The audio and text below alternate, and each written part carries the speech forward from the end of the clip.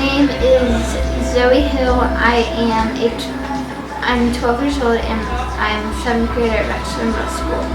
My name is Maverick Isley, and I am 12 years old, going to Baxter Middle School.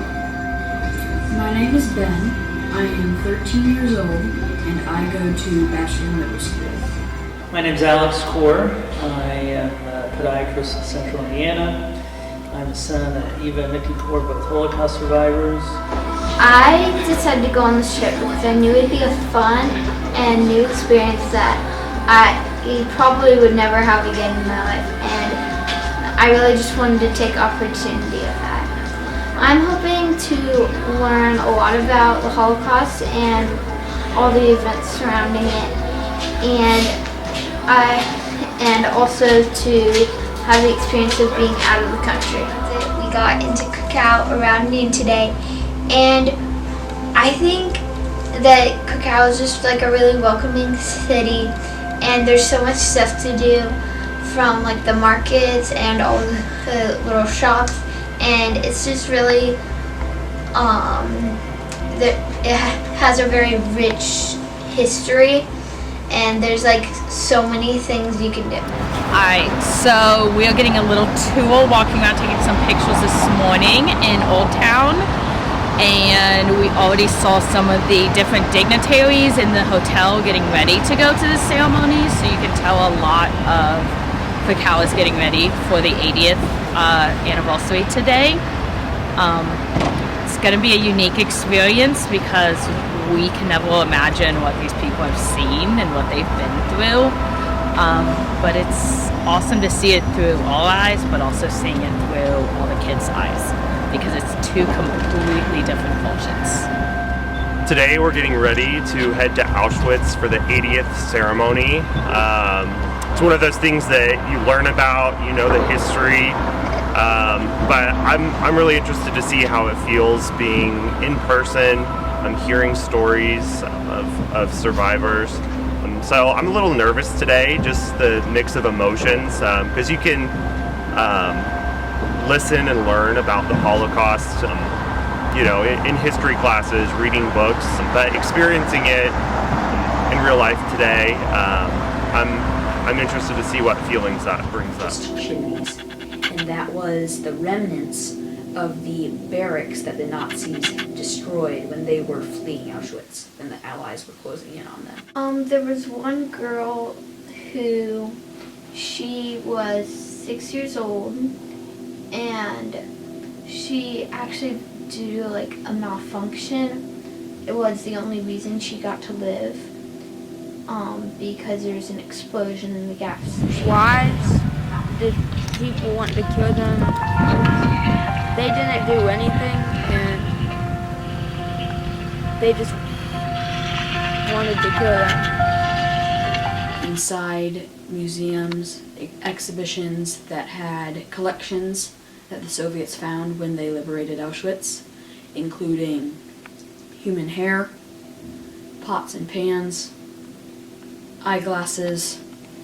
It was a tough day today. It really showed me the magnitude of things. And it was really hard when we saw all of the possessions, when we saw several of our films that we watched today. But the hardest part was going into the gas chambers in the crematorium. They still had the stalls where people were gassed to death, and they still had the furnaces where those dead bodies were burned to ash. And seeing it made it real. I could no longer even have a shred of doubt that people wouldn't do horrible things like that. One of the things that I'm thinking of is all the stories that I've heard about the survivals and different people, why they survived and what actually allowed them to make it through. And it's really sad because like me standing here where thousands of people have died, and it just but it also sort of makes me feel a little bit lucky because there was like 1 million people who died, and I am here and I have wonderful opportunities. Most of the buildings there were burnt down to hide the evidence. They're working on repairing those right now. And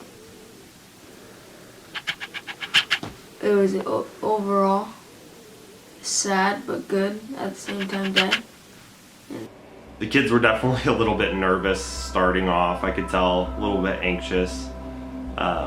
When you enter, there's this big long hallway just with concrete on either side, and you hear the names of the victims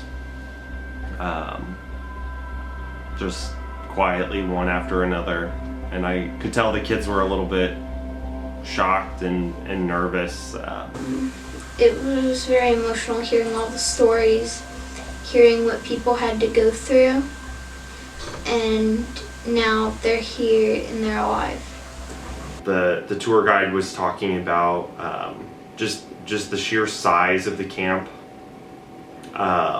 300 barracks, each one containing 600 or 700 people, prisoners, and it was never completed. I mean, they were in construction once the war was over.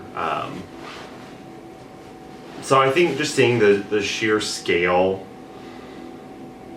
of this extermination operation today, that was really heavy.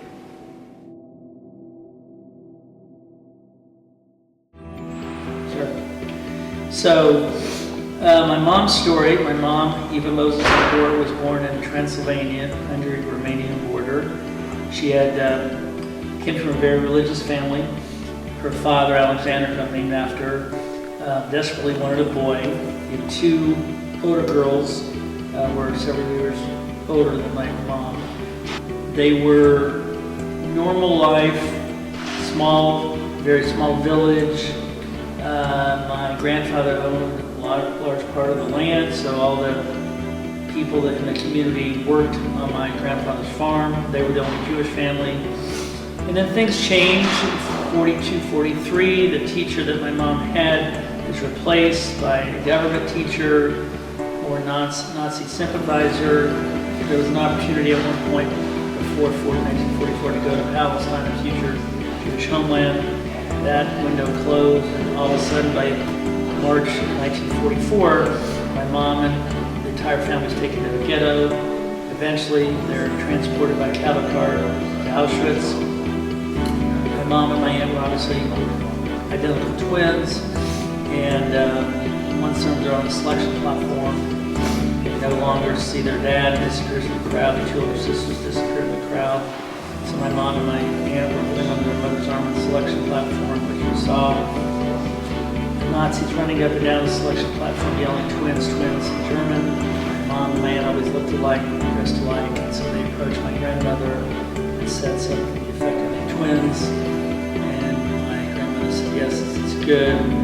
By this time, 3 Nazis jumped out and separated my mom and my aunt away from their mother.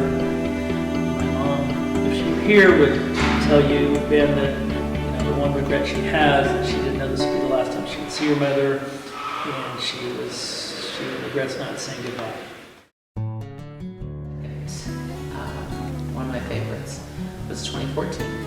We were on the selection platform, and we were standing there, and we noticed this group of students off to the side, just kind of watching, And someone from the museum went over and said, you can come over and listen and hear a story, it's fine. And what the girl said was, we shouldn't, we're German. We shouldn't, we're German. And they were sure, it's fine, we promise it's okay. And so they came over to listen, and of course, not a dry eye between anyone. And the picture, one of our trip people captured just what has become an iconic photo of Eva with these girls, and they are in tears. And basically it was because what she said to them was, this is not on you, this is not yours. You didn't do this. Your responsibility is to make sure something like this doesn't happen again, moving forward.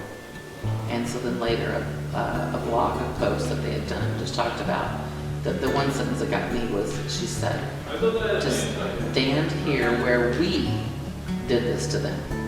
And she included herself in that, we. And she was 16 years old.